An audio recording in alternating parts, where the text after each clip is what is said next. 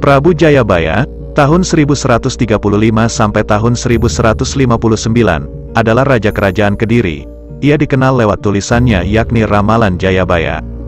Ada beberapa naskah yang berisi Ramalan Jayabaya, antara lain Serat Musarar Jayabaya, Serat Pranitiwakya dan lain sebagainya. Selain itu juga disinggung di Babat Tanah Jawi. Dalam satu di antara bait Ramalan Jayabaya dituliskan sebagai berikut.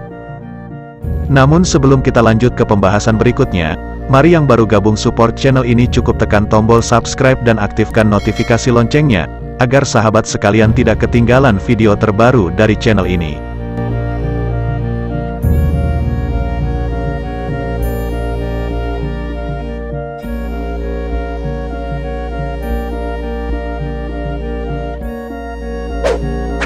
Banyak kejadian dan peristiwa alam maupun dalam kehidupan masyarakat manusia yang luar biasa.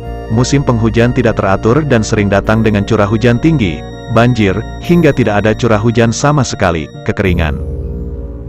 Gempa bumi sering terjadi dan menelan banyak korban jiwa, manusia, ternak dan harta benda.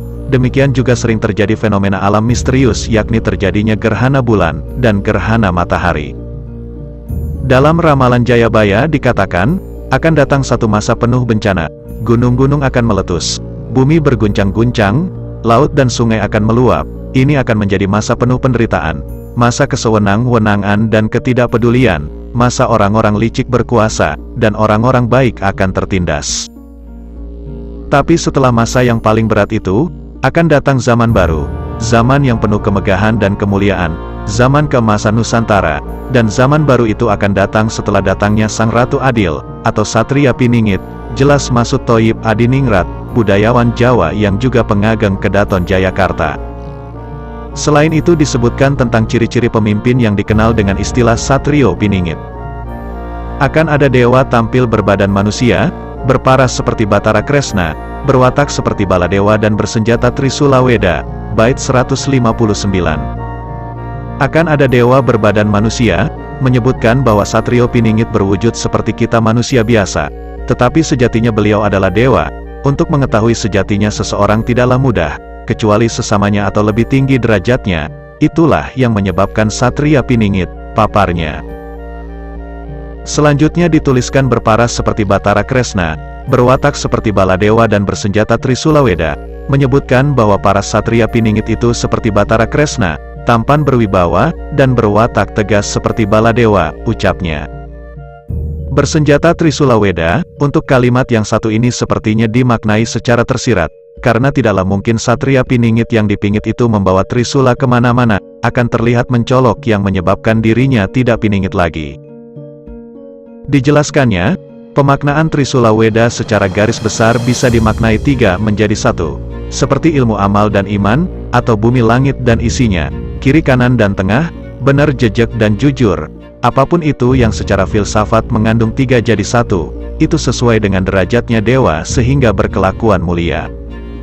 Ramalan Jayabaya ini kemudian digubah oleh Raden Ngabehi Ronggowarsito, pujangga besar dari Keraton Solo yang lahir pada hari Senin Legi, pada tanggal 15 Maret tahun 1802, dan wafat pada hari Rabu Pon pada tanggal 15 Desember tahun 1873.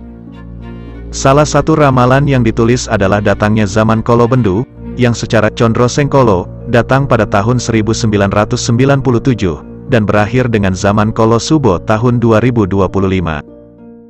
Zaman Kolobendu ini digambarkan akan terjadi pertentangan dan permusuhan di antara komponen bangsa, yang disebabkan oleh adu domba oleh dalang yang tidak kelihatan, karena berada di belakang layar. Tunggulah Nusantara akan mendapatkan bencana, jika sudah datang tahun 1997. Perlambangnya adalah ayam jantan bertarung di dalam kurungannya, sang dalang menggelar sandiwara, yang menonton menangis. Tunggulah zaman kemakmuran dan ketentraman, nanti jika sudah datang tahun 2025. Maksud menerangkan bahwa Nusantara akan mendapat kolobendu atau bencana, jika sudah datang tahun 1997. Pada tahun 1997 Indonesia mengalami bencana ekonomi yang sangat besar, menandai awal datangnya zaman Kalabendu. Ia memaparkan bahwa ayam jantan bertarung dalam kurungan, artinya terjadi banyak permusuhan, perselisihan dan pertentangan antar anak bangsa. Sang dalang menggelar sandiwara artinya, Segala kejadian itu ada dalang yang mengaturnya, dalang yang tidak kelihatan atau di belakang layar. Yang menonton menangis, artinya, rakyat yang menjadi korbannya dan sengsara, ucapnya.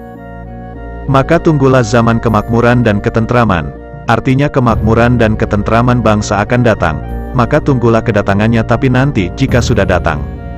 Zaman Kolosubo atau zaman kemakmuran dan ketentraman akan datang pada tahun 2025. Kolosubo artinya Alembono, diakui dan dihormati oleh dunia, tandasnya.